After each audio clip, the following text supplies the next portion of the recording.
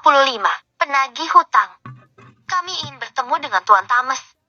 Dua orang bertubuh besar kembali datang ke kediaman kakek Kevin. Maaf Tuan. Tuan Thomas sedang tidak ada di tempat. Jawab Antonius, asisten dari Tuan Thomas. Kalian siapa? Tanya Antonius. Kami datang dari Bar Laughing, dan kami ingin menagih hutang judi Tuan Thomas. Jawab salah satu di antara mereka. Kemana dia? Tanya lelaki berewokan dengan banyak tato di tangannya. Kami tidak tahu Tuan. Ini bukan rumah Tuan Thomas, tapi rumah mertuanya. Jawab Antonius. Sampaikan kepada tuanmu, jika dia pulang tolong segera hubungi kami. Mereka adalah bodyguard Bar Laughing yang ingin menagih hutang kalah judi Tuan Thomas. Tuan Thomas memiliki banyak hutang ban di mana-mana.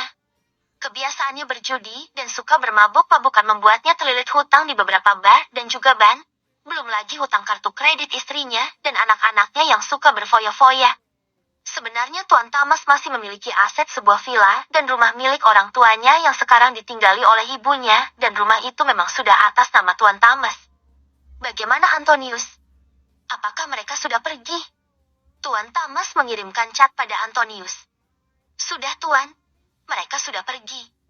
Mereka datang dari Bar Laughing. Jawab Antonius. CKK. Ah ya. Sial. Gara-gara aku kalah judi lagi. Awas saja kalian. Tuan Thomas berdecak. Istrinya Nyonya Selfie tidak tahu akan hal ini. Kepala lelaki parubaya itu hampir pecah memikirkan hutangnya yang melilit pinggang. Dari mana aku bisa mendapatkan uang sebanyak itu? Tuan Thomas mencoba berpikir. Hutangnya pada Bar Laughing ada 300 juta. Belum lagi ditambah hutangnya di Bar Cantika 200 juta. Hutang tagihan kartu kredit di Paris 900 juta. Hutang ban di perusahaan lamanya ada 600 juta, dan kini semua total hutangnya yang harus dia bayar sebanyak 2 miliar. Tuan Thomas mengusap rambutnya. Sudah beberapa hari ini dia tidak masuk ke kantor dengan alasan sakit darah tingginya kumat. Tuan Thomas keluar dari ruang kerjanya dan berjalan menuju kamarnya.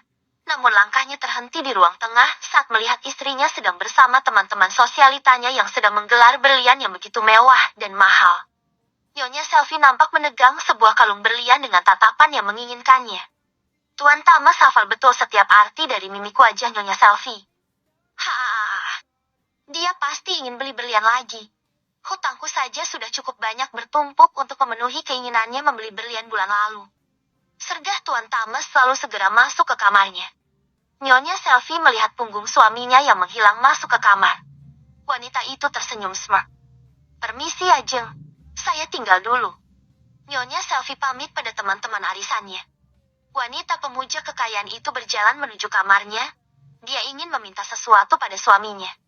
Sayang Gay, Nyonya Selfie mendatangi Tuan Thomas yang sedang duduk bersandar di tempat tidur sambil membaca buku. Mem. Tuan Thomas hanya berdehem. Mami ingin membeli berlian boleh ya? Nyonya Selfie memijat pelan lengan suaminya. Papi sudah banyak hutang, Mam. Dari mana Papi harus bayar? Lagian berlian Mami kan sudah banyak. Jawab Tuan Thomas dengan nada pelan. Tapi Mami malu Pap kalau tidak membeli berlian hari ini sama Jeng Natasha. Mau taruh di mana wajah Mami di depan teman-teman? Jawab Nyonya Selfie sambil bersungut. Mami bilang saja kalau Mami baru saja membeli berlian. Simpel kan? Tuan Thomas berkata sambil melirik istrinya itu. Papi, pokoknya Mami nggak mau tahu. Mami harus beli berlian itu. Kalau Papi nggak beliin, artinya Papi sudah nggak sayang Mami. Nyonya Selfie marah. Terserah Mami saja. Tuan Thomas memijat pelipisnya yang terasa sakit dan berdenyut menghadapi kelakuan istrinya itu. Entah uang dari mana yang akan dia pakai untuk membayar semua hutang-hutangnya.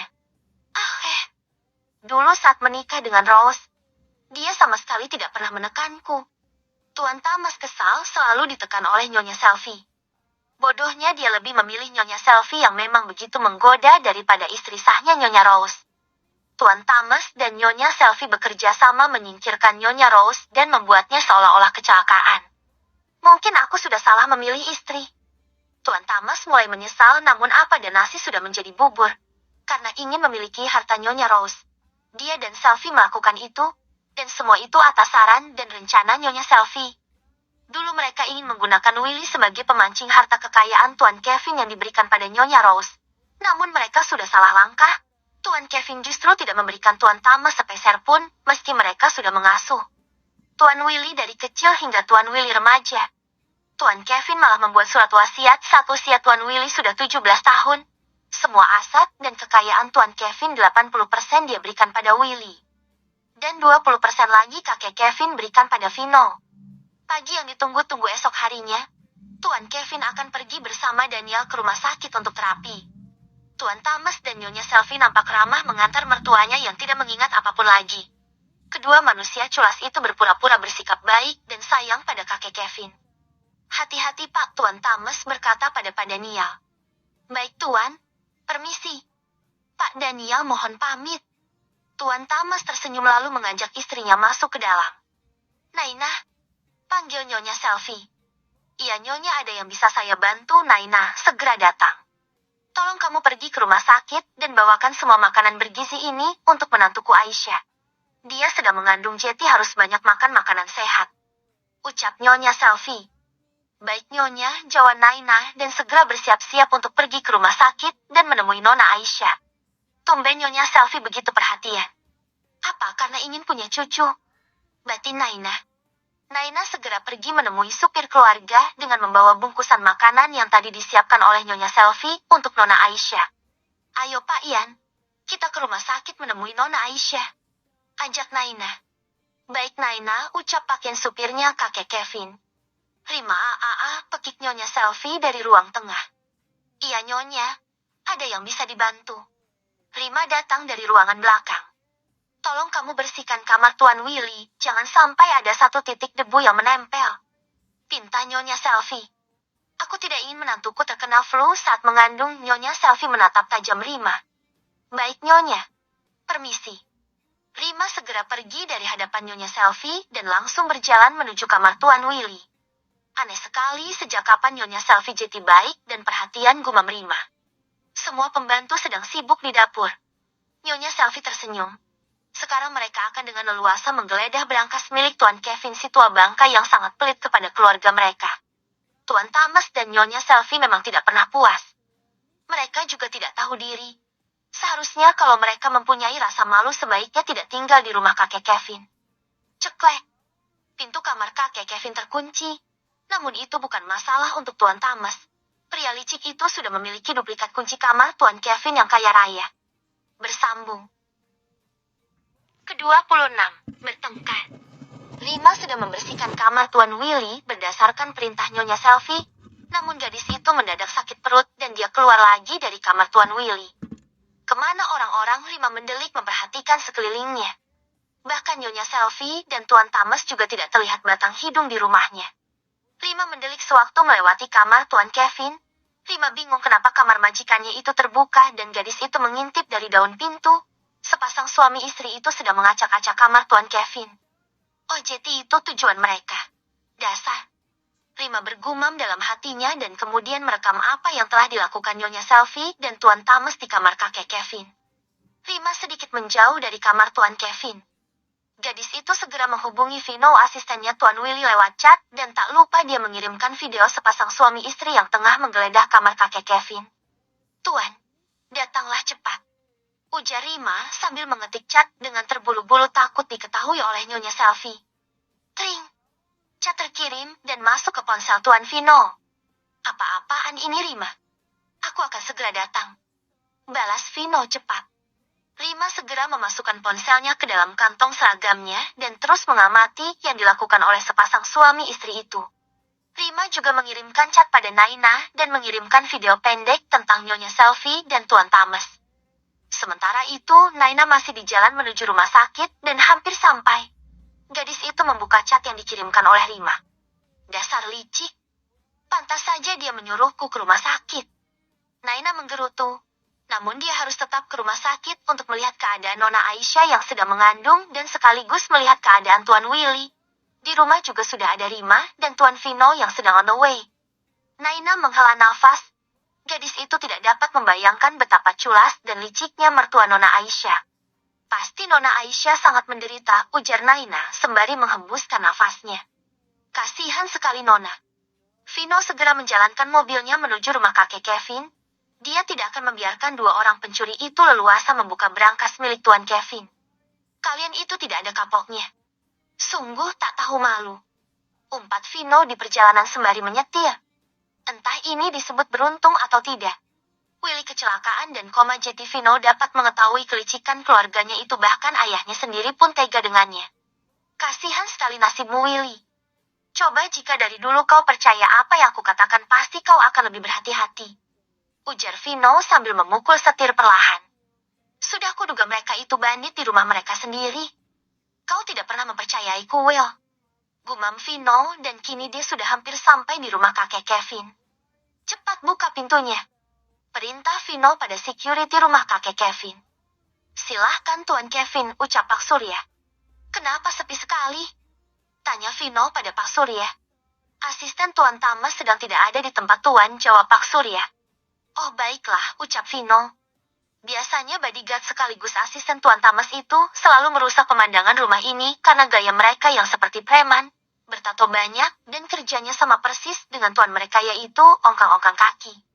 Haftit. Pria berkacamata itu bergegas masuk ke dalam rumah Tuan Kevin. Dia berjalan sambil mengibaskan jas yang dia pakai. Rima langsung menyambut kedatangan Tuan Vino dengan pelan-pelan. Di mana mereka?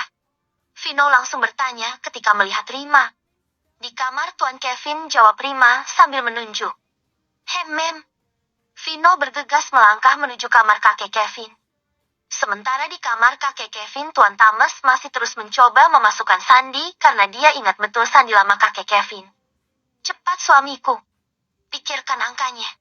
Nyonya Selfie menggerutu sembari mondar-mandir dan sebentar-sebentar melihat keluar. Aku sedang berpikir, sayang. Berhentilah berisik. Suaramu membuat konsentrasiku buyar. Entah keberanian dari mana ini sehingga pria yang berstatus suami Nyonya Selfie itu berani membentak Nyonya Selfie sehingga membuat Nyonya Selfie terperangah. Kau membentakku? Berani sekali kau. Nyonya Selfie langsung emosi. Aiyah. Tuan Thomas mengusap rambutnya, dia semakin tidak bisa berpikir mendengar suara istrinya yang seperti kaleng rombeng itu. Berhentilah berbicara. Bentak Tuan Thomas. Ish. Menyebalkan, berani sekali kau membentakku. Nyonya Selfie berkacak pinggang. Akhirnya yang ada mereka berdua jadi bertengkar di kamar kakek Kevin. Vino menghela nafas melihat pasangan suami istri itu bertengkar. Ihem. Selamat siang Tuan Thomas, sapa Vino dengan senyum smirnya. Vino, ada apa kamu kemari? Tanya Tuan Thomas. Mencari kakek Kevin, jawab Vino santai. Lalu Tuan Diane, Nyonya sedang apa di sini? Vino menatap keduanya sambil bersedekap dada dan menyandarkan pundaknya di pintu kamar. Kami juga sedang mencari kakek Kevin, jawab Tuan Thomas spontan. Oh, mencari kakek Kevin sambil mengobrak-abrik kamarnya. Vino tersenyum sambil mengangkat alisnya. Apa maksudmu? Tuan Thomas tergagap. Nyonya Selfie menatap tajam pada Vino. Tidak usah berpura-pura. Lihat apa yang ada di belakangmu. Vino menghela nafas mencoba untuk bersabar. Apa? Tuan Thomas terlihat salah tingkah. Anda amnesia, Tuan. Vino menyudutkan Tuan Thomas. Kurang aja. Umpat Tuan Thomas lalu segera keluar dari kamar kakek Kevin tanpa memperdulikan Vino. Nyonya Selfie mengikuti suaminya pergi dari kamar kakek Kevin. Jangan lupa bayar hutang Anda, Tuan. Kalau tidak nyawamu bisa melayang. Pekik Vino dari kamar kakek Kevin. Sial. Kurang ajar kau, gembel. Dasar tidak tahu diuntung. Sombong sekali dia. Tuan Thomas mendengus lalu masuk ke kamarnya. Bella, kakak. Nyonya Selfie masuk ke kamar mereka dan membanting pintu. Bagaimana ini? Ucap Nyonya Selfie panik karena mereka tidak mendapatkan apa-apa dari hasil mengacak-acak kamar kakek Kevin. Sementara di luar kamar mereka, Vino terlihat duduk bersandar-bersandar di sofa. Gara-gara kamu. Suaramu berisik sekali. Rima, tolong bereskan kamar kakek Kevin kembali. Perintah Vino. Baik, Tuan Vino. Ucap Rima lalu segera masuk ke kamar Tuan Kevin dan membereskan semuanya. Di kamarnya Tuan Thomas tampak gelisah dan kebingungan. Dari mana dia akan mendapatkan uang untuk membayar semua hutangnya? Bagaimana ini? Jika besok aku tidak bisa membayar hutang, bisa-bisa mereka akan menyeretku juga. Gumam Tuan Thomas sambil berpikir. Apa yang kau pikirkan? Nyonya Selfie menatap tajam Tuan Thomas. Memikirkan hutangmu yang begitu banyak. Sergah Tuan Thomas. Nyonya Selfie langsung diam. Memang hutang miliknya yang paling banyak. Nyonya Selfie duduk dan berpikir sambil sekali melihat wajah suaminya. Ayolah, kumohon pinjamkan berlianmu padaku. Ucap Tuan Thomas dengan wajah memohon. Aku bilang tidak, ya tidak. Kau jangan memaksaku suamiku. Nyonya Selfie langsung kesal. Ini demi keselamatanku sayang. Kumohon ayolah. Tuan Thomas memohon pada istrinya itu. Mem. Nyonya Selfie membuang mukanya kesal. Dia terpaksa mengangguk dan mengizinkan suaminya itu memakai sebagian berliannya. Ingat kau harus ganti semua ini. Nyonya Selfie menatapi Tuan Thomas. Iya sayang. Terima kasih banyak, aku akan mengembalikan berlianmu. Tuan Thomas berjanji. Percuma jika dia harus menggeledah berangkas milik kakek Kevin karena sandi berangkas itu sudah diganti. Entah siapa yang menggantinya. Vino masih berada di ruang tengah rumah kakek Kevin. Pria berkacamata itu tersenyum smart.